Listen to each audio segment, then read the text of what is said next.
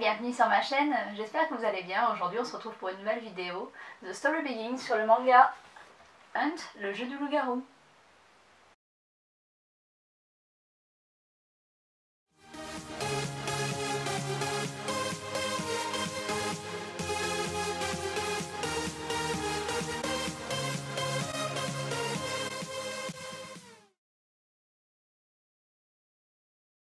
Donc le manga Hunt, le jeu du loup-garou, c'est un seinen aux éditions Soleil Manga.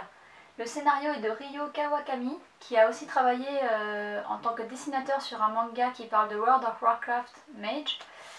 Et les dessins sont de Kudo, donc j'ai pas trouvé d'autre travail qu'il a fait. En tout cas, les deux, le scénariste et le dessinateur, ont retravaillé ensemble sur une suite à ce manga. Donc ce manga a été publié en 2014 au Japon, il est terminé en 3 tomes. En France, il est publié depuis juillet 2016 aux éditions Soleil Manga, mais j'ai déjà dit. Et le tome 2 arrivera normalement en octobre. Voilà, donc c'est un manga qui est en noir et blanc.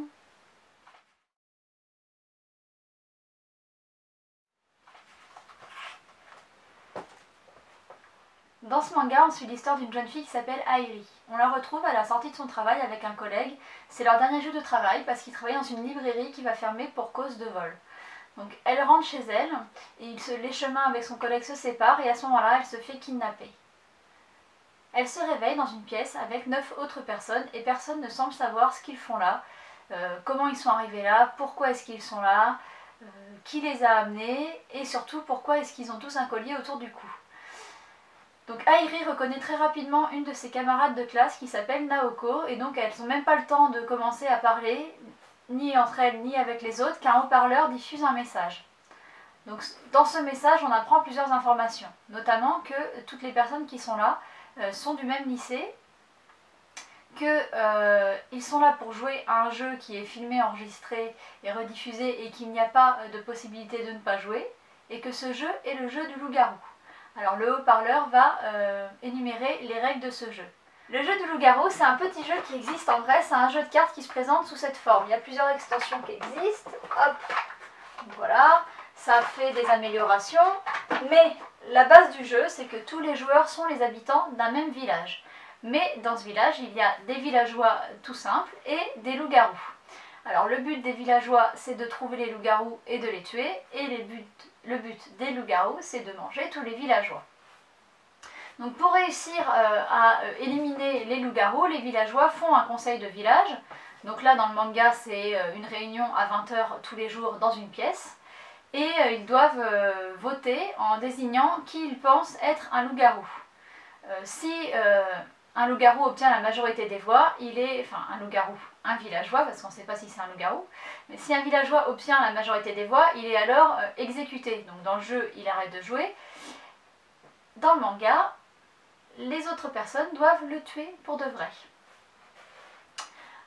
À côté de ça, les loups-garous en fait se mettent d'accord sur une personne et entre minuit et 6 h du matin, ils doivent aller la tuer. Donc voilà un peu les bases du jeu et du manga du coup, puisque l'histoire se base sur ça.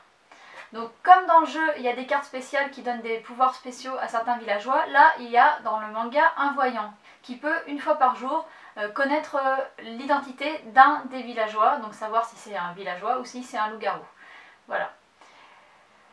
Donc le haut-parleur dans le manga diffuse ce message, explique les tenants et les aboutissants, toutes les règles, et il leur dit aussi que le gagnant ou les gagnants, si ils sont plusieurs, voilà, s'il y a plusieurs villageois qui arrivent à survivre au loup-garou ou si les deux loups-garous survivent aux villageois, toucheront la somme de 100 millions de yens, il me semble.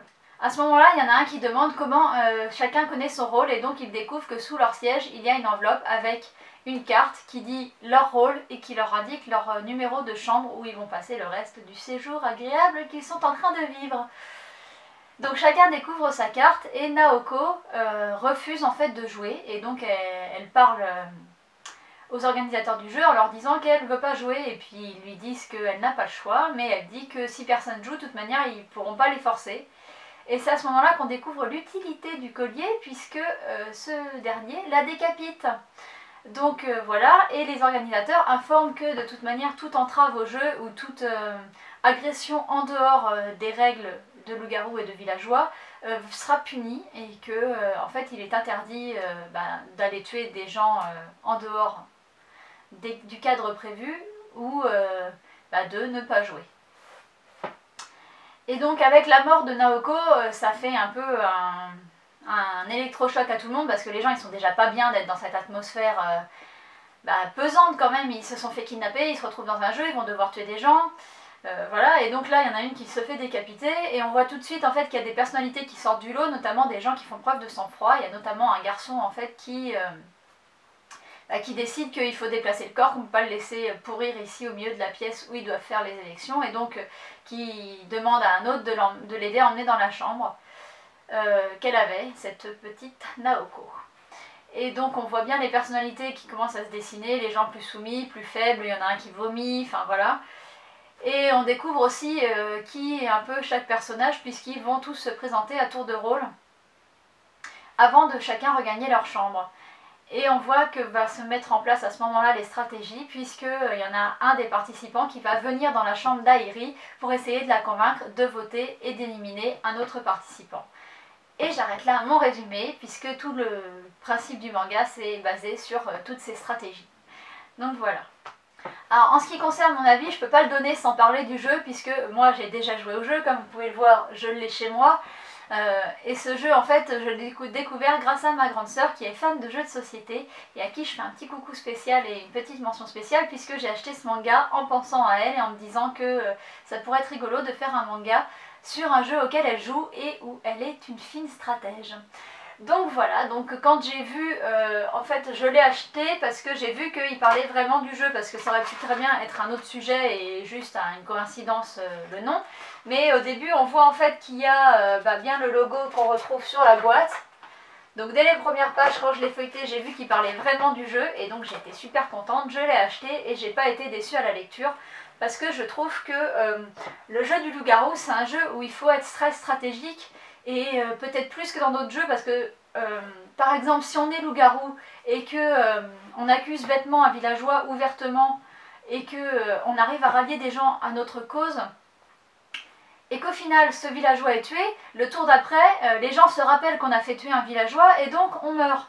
Donc il faut être stratégique et un petit peu entre guillemets, je vais dire fourbe. Il faut en fait laisser les autres parler quand on est loup-garou, et en fonction de qui ils vont accuser, puisque les villageois, eux, ignorent qui sont les loups-garous, alors que les loups-garous, eux, savent entre eux qui ils sont. Donc ils peuvent en fait laisser les autres parler, et en fonction de qui aura été accusé, si un villageois accuse un autre villageois, ils peuvent se rallier à son camp, et donc dans ce cas-là, c'est le premier villageois qui aura désigné l'autre villageois sans le savoir, qui sera exécuté au tour d'après. Et ben je trouve que tout ce côté stratégie est super bien retranscrit dans le manga. Déjà on voit tout de suite que les stratégies se mettent en place, il y a tout de suite des personnalités qui sortent du lot, des gens qui essayent d'être gentils, d'autres qui essayent d'influencer directement en allant parler avec eux en disant il faut tuer un tel. Enfin voilà, on voit vraiment toutes les personnalités du jeu ressortir, et je pense que le scénariste du manga doit être un fan du jeu. Et je trouve que du coup ça se ressent vachement dans le manga. Et on se doute, c'est un mini spoil, mais on se doute que s'il y a 3 tomes, les loups-garous ne sont pas tués tout de suite. Et donc moi je trouve que c'est super bien, parce qu'à la fin du tome 1, j'ai toujours pas d'idée qui est loup-garou. J'ai des suspicions sur certaines personnes, mais je ne sais pas vraiment qui c'est, donc ça donne vraiment envie de lire la suite. Voilà, on se pose plein de questions quand même. Qui sont les loups-garous? Qui sont les organisateurs du jeu? Pourquoi est-ce qu'ils ont amené ces personnes particulièrement là? Et puis il y a aussi les organisateurs du jeu, en plus de les laisser en huis clos comme ça, ils vont quand même aller mettre leur petit grain de sel pour influencer, ou essayer en tout cas d'influencer les joueurs. Donc ça, c'est une partie qui n'existe pas dans le jeu. Donc j'ai trouvé que c'était super bien fait, que ça amenait beaucoup de questions, il y avait beaucoup de suspense, beaucoup de choses à élucider, et j'ai trouvé que c'était bien fait, et moi j'aime bien quand il y a du suspense. Alors je lis d'autres mangas de huis clos comme ça, où le but des gens c'est de s'entretuer, mais j'ai trouvé que celui-là il tirait un petit peu son épingle du jeu, parce que avec le lien qui est fait avec ce jeu, et qu'on peut retrouver dans la réalité, donc j'ai trouvé que c'était super original comme idée, et que c'était super bien fait. Donc voilà, donc je vous invite fortement à lire ce manga si vous aimez le jeu du loup-garou, et si vous ne connaissez pas le jeu du loup-garou, bah, je vous invite à le découvrir. Voilà, il n'est pas très cher, je crois que le jeu de base, celui-là, il coûte 9 euros. Bon, c'est toujours 9 euros, hein. Mais voilà, c'est un jeu qui peut se jouer à plusieurs, je crois qu'on peut être quand même nombreux. Voilà, de 8 à 18 joueurs, et ils disent qu'une partie dure approximativement 30 minutes. Et moi, c'est un jeu que j'aime bien. Donc voilà, en tout cas j'espère que je vous aurai donné envie de lire le manga. Et voilà, je voulais faire un petit aparté aussi pour m'excuser de ne pas avoir fait de vidéo la semaine dernière. J'ai des problèmes médicaux en ce moment qui sont toujours pas résolus. J'ai pas réussi à tourner la vidéo la semaine dernière. J'ai pas pu aller à la Japan Expo, donc je suis un petit peu dégoûtée. Voilà, j'ai pas voulu non plus laisser trop de temps sans vidéo, donc j'en ai fait une quand même cette semaine. Je sais pas si elle va être de la qualité de celle de d'habitude, si on peut parler de qualité, mais je sais pas si non plus elle va être très longue, je verrai quand je vais la monter. En tout cas, j'espère que vous m'en voudrez pas de ne pas avoir fait de vidéo la semaine dernière, et que si celle-là était d'une qualité inférieure, j'espère que vous m'en voudrez pas non plus. Voilà, en tout cas, j'espère que vous avez quand même aimé la vidéo. Et que vous n'allez pas vous désabonner, parce que j'ai pas beaucoup d'abonnés, on vient d'arriver à 50. Bon, moi je suis super contente, comparé à YouTube c'est nul, hein, mais moi je suis quand même contente.